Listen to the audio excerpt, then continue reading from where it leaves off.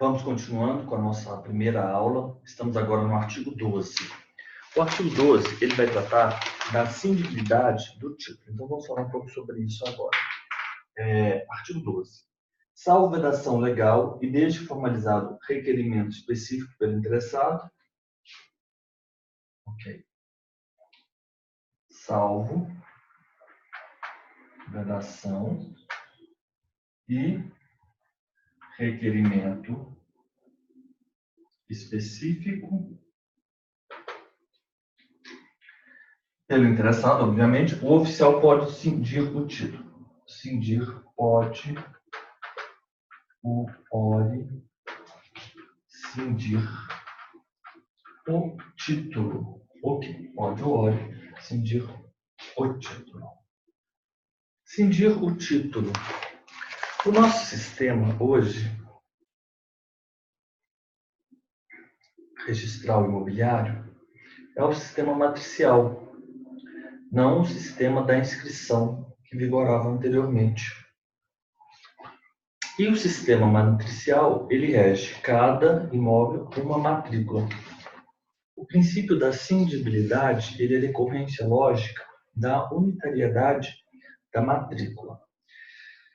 Eu vou lhes enviar um artigo interessante que foi publicado no site do Colégio Notarial e Registral do Rio Grande do Sul. Vou ler aqui as conclusões deste artigo.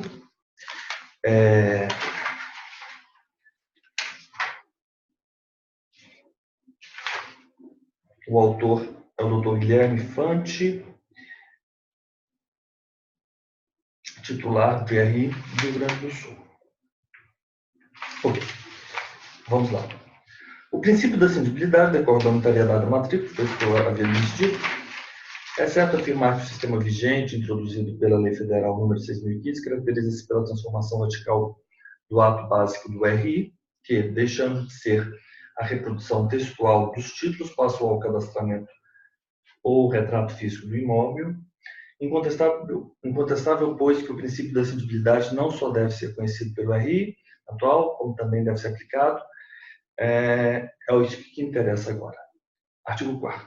Pelo princípio da cindibilidade, extrai-se do título somente o que comporta a inscrição, permitindo que o registrador, valendo-se de sua independência funcional e de sua função qualificadora, aproveite o título, embora falho, para a realização do ato registral, aquilo que estiver correto, registrando parcialmente o instrumento.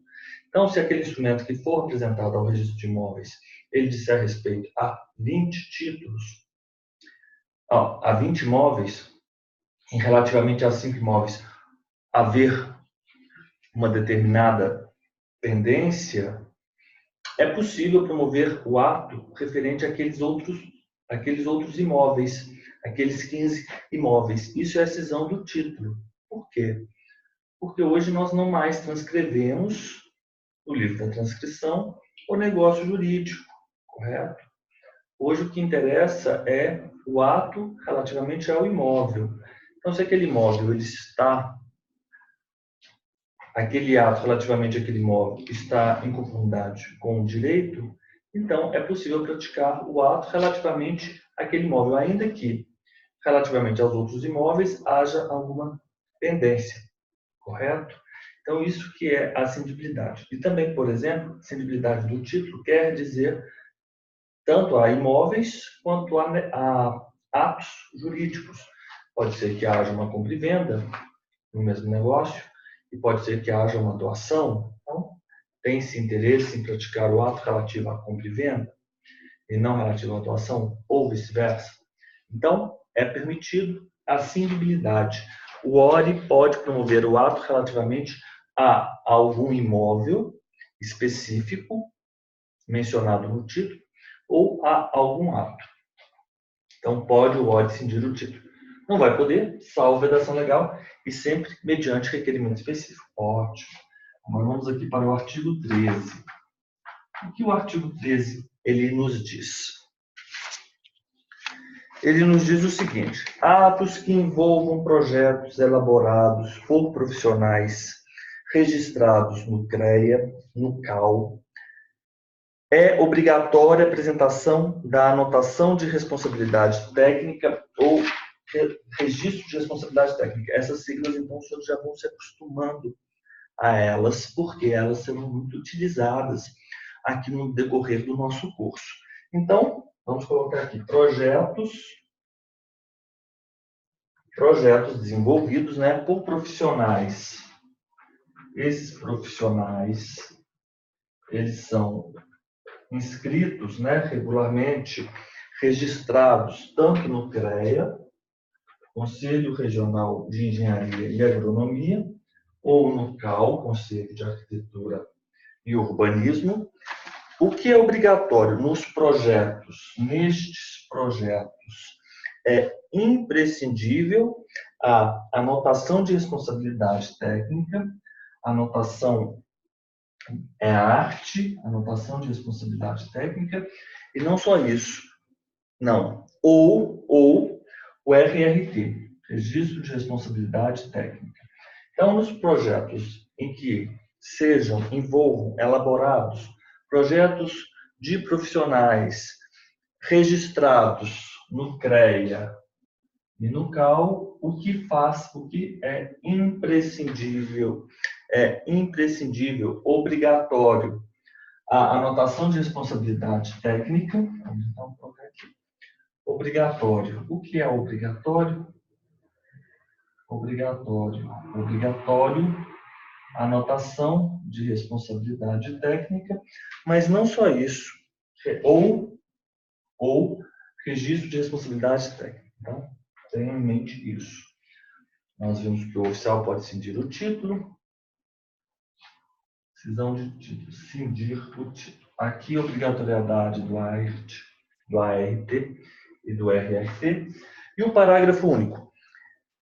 Exceção. Então, vamos colocar aqui, parágrafo único. Exceção. Qual a exceção? Excluem-se da exigência, exceção, cédulas hipotecárias e títulos de crédito. São as cédulas hipotecárias, títulos de crédito, cédulas hipotecárias e títulos de crédito, cujos projetos técnicos tenham sido, de forma expressa e inequívoca, dispensados pelo credor. Projetos técnicos dispensados. Credor. Exatamente isso. Então, a exceção são as cédulas hipotecárias e os títulos de crédito cujos projetos técnicos tenham sido dispensados pelo credor. Tranquilo? Tranquilo. Então, a exceção são as cédulas de crédito e títulos de crédito em que os projetos técnicos tenham sido dispensados expressamente de forma inequívoca, dispensados pelo credor. Dispensados de forma inequívoca. Artigo 14. É um dever, uma obrigação. Artigo 14. O artigo 14 diz o quê? Autenticar cópia reprográfica dos documentos arquivados na serventia. Então, há um documento. Esse documento, ele está arquivado na serventia e deste documento extrai-se uma cópia reprográfica. Então, é um dever do oficial, dever do oficial.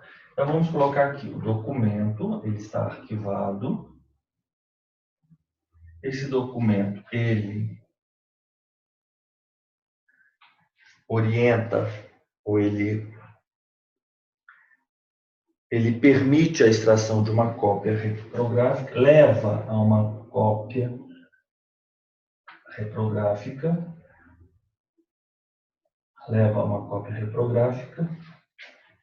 e não só isso. Com essa cópia reprográfica, deve-se autenticar a cópia reprográfica. Autenticar pelo Então, aqui nós temos documento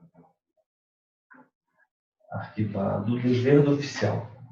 O documento arquivado, ele redunda, ele gera uma cópia reprográfica. Eu posso extrair uma cópia reprográfica de um documento arquivado.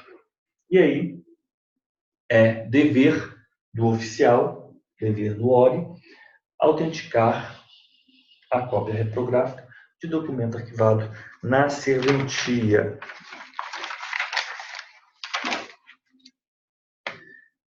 O ideal seria eu ter um pouco mais de espaço, mas aqui não tem problema. Eu vou tirar agora a nossa foto.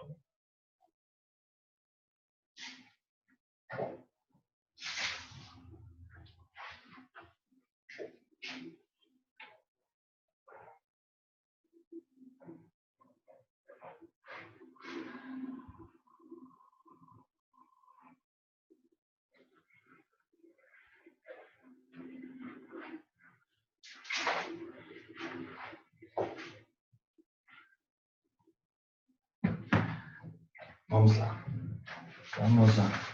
Vimos aqui o artigo 12. Já vamos terminando aqui a nossa primeira aula.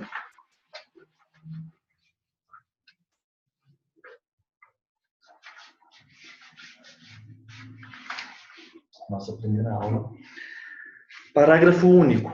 Parágrafo único. Mediante requerimento expresso, deverá certificar ter sido a reprodução extraída, conforme o caso, de documento original ou cópia simples ou ainda cópia autenticada.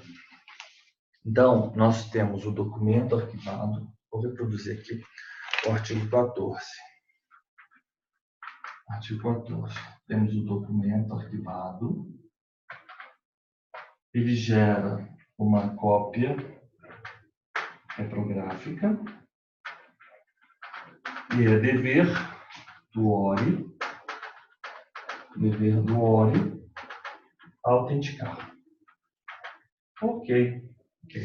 O que diz o parágrafo único? O parágrafo único, ele diz o seguinte, que vai haver um requerimento expresso, parágrafo único, vai haver um requerimento expresso,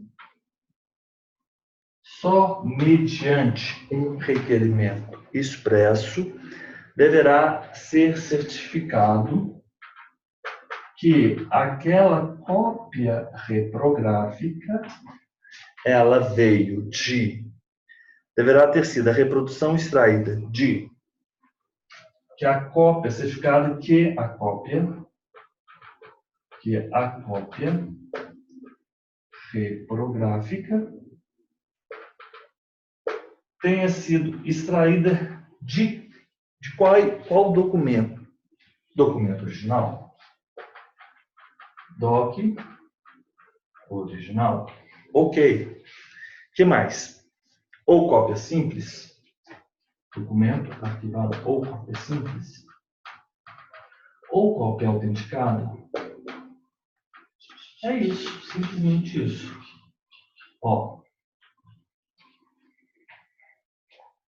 Há um documento arquivado, extrai-se uma cópia reprográfica, é dever do ORI autenticar aquela cópia reprográfica. Mediante requerimento expresso,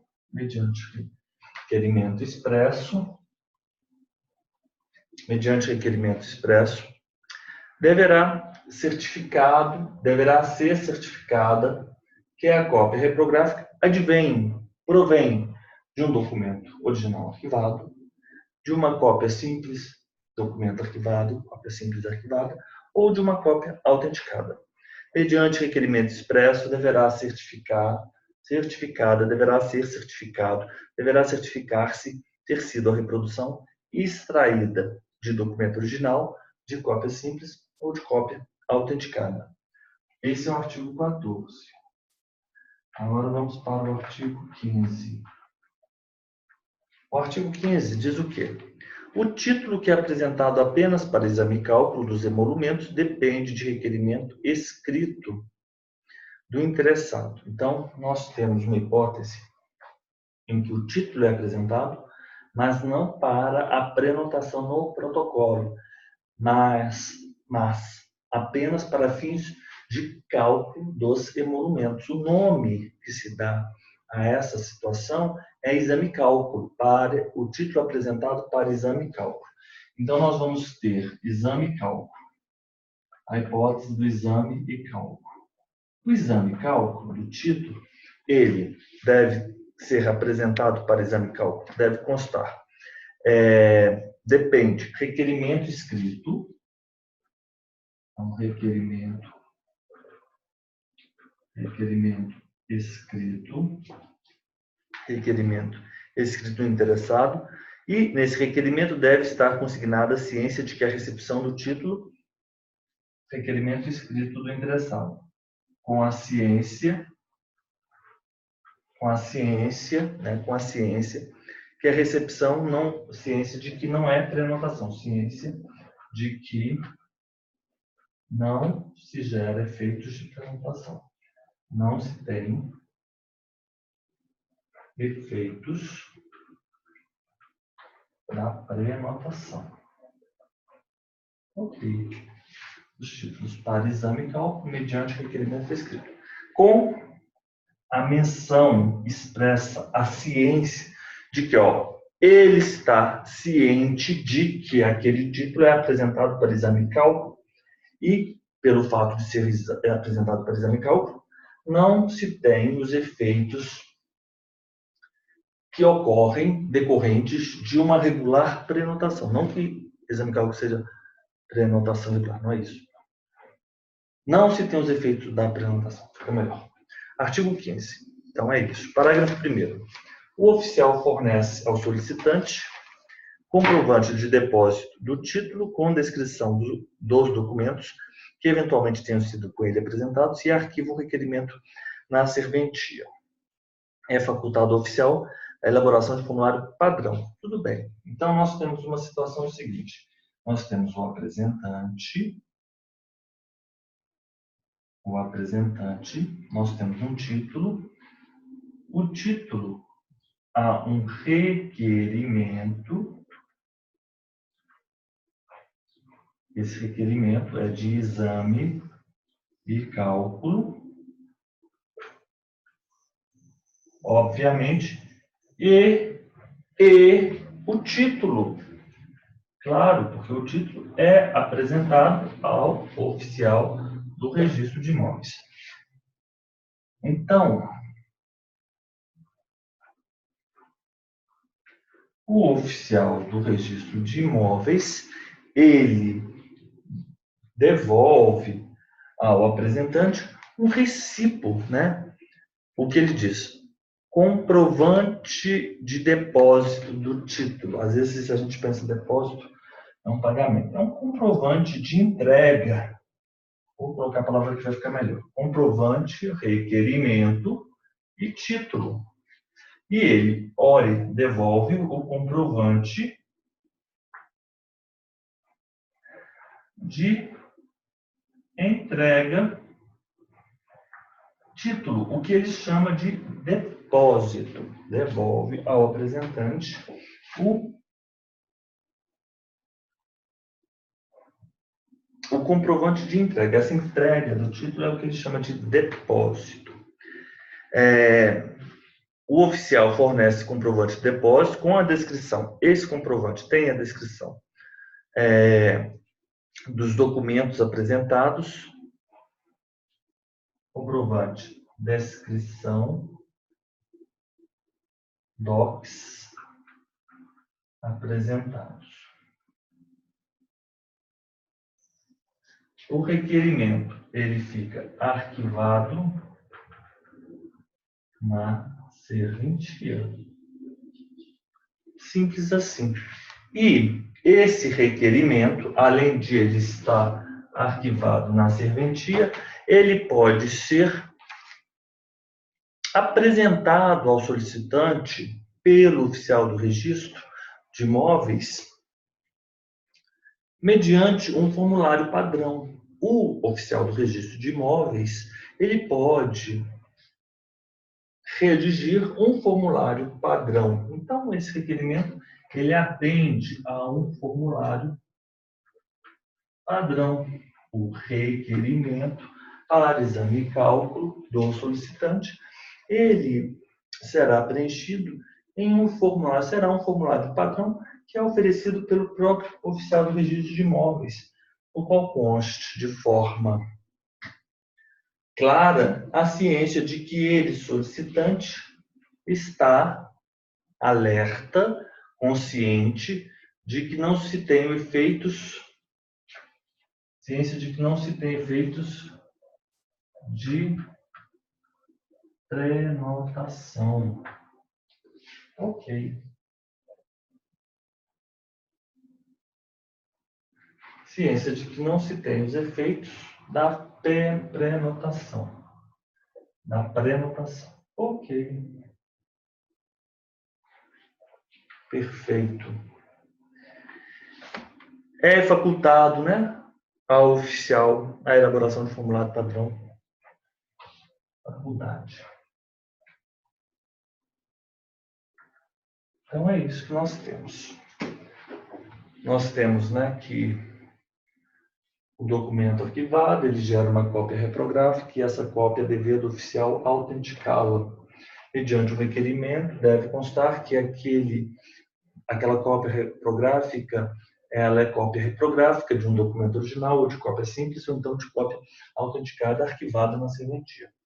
O exame e cálculo, ele é feito, ele não tem os efeitos da implementação e ele se inicia com um requerimento escrito do solicitante, do apresentante.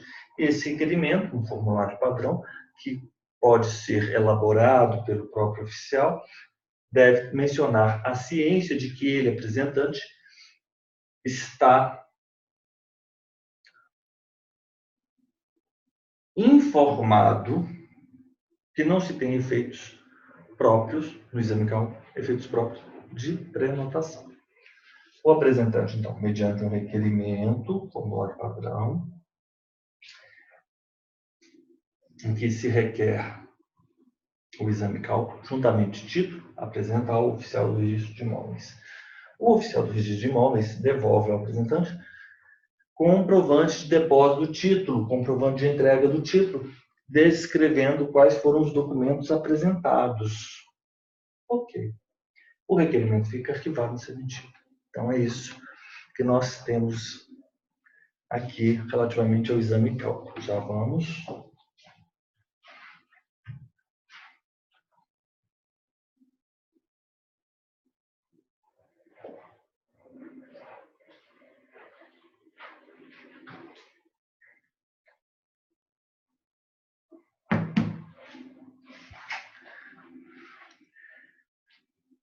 Agora o artigo 16 e depois o artigo 17.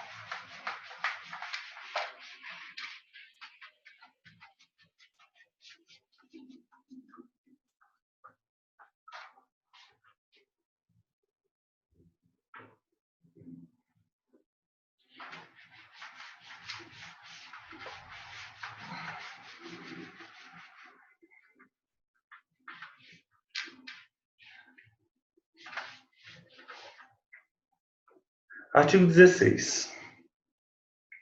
Eu poderia ter colocado um outro código, mas não tem problema. Artigo 16. Foi apresentado um requerimento para exame cálculo juntamente com o título. Então, exame cálculo.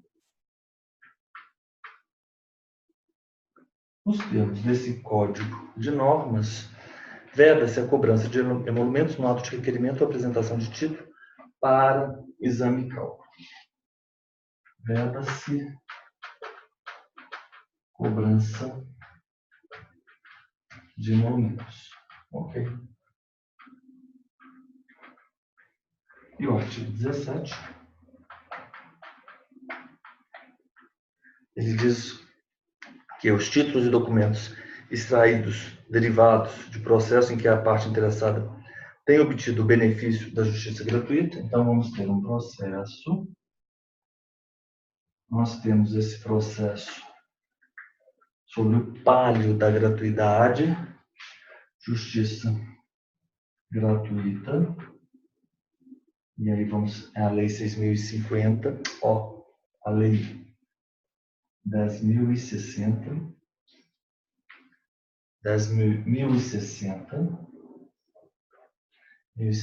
de 1950.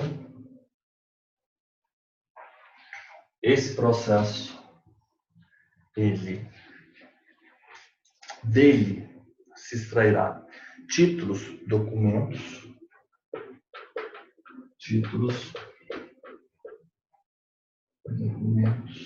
deste processo. Se extrairá títulos e documentos. Então, naqueles documentos extraídos do processo em que as partes tenham obtido o benefício da justiça gratuita, nos termos da Lei 1060 de 1950, serão registrados ou averbados registros, averbação, sem antecipação dos emolumentos.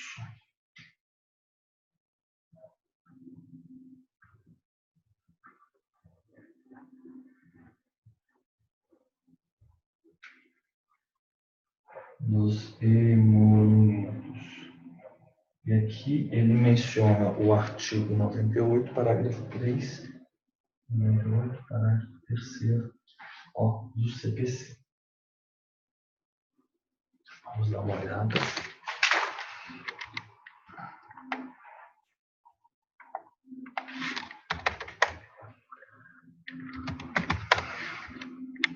Lei 13.105. Da gratuidade à pessoa natural ou jurídica, brasileira ou estrangeira, com insuficiência de recursos para pagar as custas, as despesas processuais e os honorários advocatícios, tem direito à gratuidade da justiça na forma da lei. A gratuidade compreende taxas, custos, selos, despesas, indenização devida, despesa, etc., etc. E parágrafo 3º. Vencido o beneficiário as obrigações decorrentes de sua sucumbência, ficarão sob condição suspensiva de exigibilidade e somente poderão ser executados se, nos 5 anos subsequentes ao trânsito em julgado da decisão que a certificou, o credor demonstrar que deixou de existir a situação de insuficiência. Vencido o beneficiário, as obrigações decorrentes de sucumbência ficarão sob condição suspensiva de exigibilidade. O beneficiário perdeu. Ele foi vencido. E se ele foi vencido, ele deveria arcar com os ônus advindos da sucumbência. Vencido o beneficiário, as obrigações decorrentes da sucumbência ficam sob condição suspensiva de exigibilidade, ou seja, não pode ser exigido. E só podem ser executados se, nos 5 anos subsequentes ao trânsito em julgado da decisão que a certificou, o credor demonstrar que deixou de existir a situação de insuficiência de recursos que justificou a concessão de gratuidade, extinguindo-se passado esse prazo das obrigações do beneficiário. Então, sem antecipação dos emolumentos, então vai ficar os títulos e documentos extraídos ou derivados de processo em que a parte interessada tem obtido o benefício da justiça gratuita, nos termos da Lei 10.060, serão os títulos e documentos extraídos serão registrados ou averbados sem antecipação de emolumentos. Né? Sem antecipação de emolumentos. Ele quer dizer o quê? Se, passados 5 anos, aquele beneficiário